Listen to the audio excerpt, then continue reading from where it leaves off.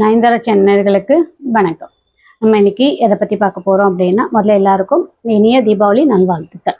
இந்த தீபாவளி அன்று நம்ம என்னெல்லாம் பண்ணணும் அப்படின்னு பார்த்தீங்கன்னா, காலையிலேயே கங்கா ஸ்நானம் முடிச்சிடணும். அதாவது தீபாவளி அன்று மட்டும் நமக்கு சூரிய உதயத்துக்கு முன்னாடி எண்ணெய் தேய்த்து தலைக்கு குளிச்சுக்கலாம்.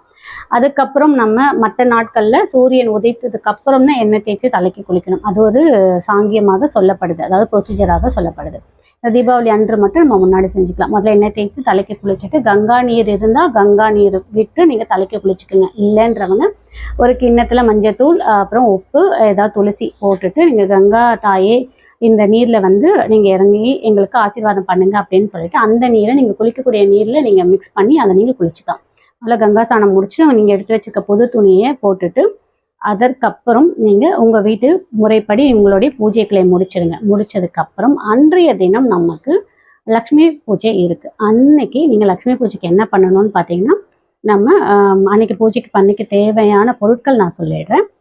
அன்னைக்கு துளசி வாங்கிக்கோங்க, வில்வம் வாங்கிக்கோங்க, தாமரைப்பூ வாங்கிக்கோங்க, வாசனை மலர்கள் வாங்கிக்கோங்க, வெத்தலைப்பாக்கு, வாழைப்பழம், அவளால் செய்யப்பட்ட பொருள், இல்லைன்னா ஏதோ ஆவியால் வேக வச்ச பொருள், இல்லை தேங்காய், ஏலக்காய், நாட்டு சக்கரை கலந்த பொருள், இதெல்லாம் நெய்வேத்தியத்துக்கு வச்சுக்கலாம்.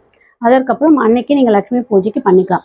இந்த வருடம் வரக்கூடிய தீபாவளி நட்சத்திரம் பார்த்தீங்க அப்படின்னா அஸ்த நட்சத்திரம். அஸ்த நட்சத்திரம்ன்றது இந்த இந்த கைக்கு தான் நம்ம அஸ்த நட்சத்திரோட குறியீடாக சொல்லப்படுது.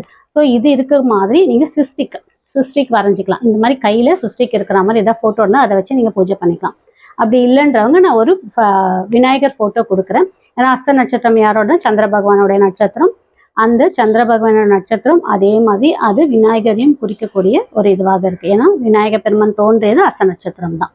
ஸோ நான் செல்வ கணபதின்னு சொல்லிட்டு ஒரு ஃபோட்டோ கொடுக்குறேன். அந்த ஃபோட்டோ பிரிண்ட் போட்டு அதை வச்சு கூட நீங்கள் லக்ஷ்மி பூஜை பண்ணிக்கலாம். இல்லை என்னால் அந்த ஃபோட்டோலாம் பண்ண முடியாது, நான் வெளியூரில் இருக்கேன், இல்லை இங்கேயே இருக்கேன்னு முடியலன்றவங்க நீங்கள் மகாலட்சுமி தாயாரோட ஃபோட்டோவோ இல்லை பெருமாள் ஃபோட்டோ வச்சு பண்ணும்போது பக்கத்துலேயே மஞ்சளில் விநாயகரை பிடிச்சி வச்சு அந்த விநாயகருக்கு முதல்ல நீங்கள் செல்வ கணபதியாக அவர் ஆகாசனம் பண்ணிவிட்டு அதுக்கப்புறம் நீங்கள் உங்களுடைய லக்ஷ்மி பூஜையை முடிச்சுட்டு அந்த காசு, அந்த காயின், அந்த வில்வம், துளசி பூ எல்லாமே உங்களுடைய கல்லாப்பெட்டியில் நீங்கள் வச்சுக்கும் போது கண்டிப்பாக செல்வ வளம் நமக்கு அடுத்த வருடத்துக்குள்ளே இருக்கும். இதை பயன்படுத்திக்கங்க. அதுக்கப்புறம் நான் வரக்கூடிய மகா கந்த சஷ்டியோட விரதம் இந்த 7 நாட்களும் ஒரு நாளோடைய தனி பதிவாகவும் நான் உங்களுக்கு கொடுக்குறேன். அதுக்கு முன்னாடி ஒரு சின்ன முன்னோட்டமாகவும் கந்த சஷ்டியை பற்றியும் உங்களுக்கு நான் சொல்லிடுறேன். நான் வேற ஒரு பதிவில் சந்திக்கிறேன். நன்றி, வணக்கம்.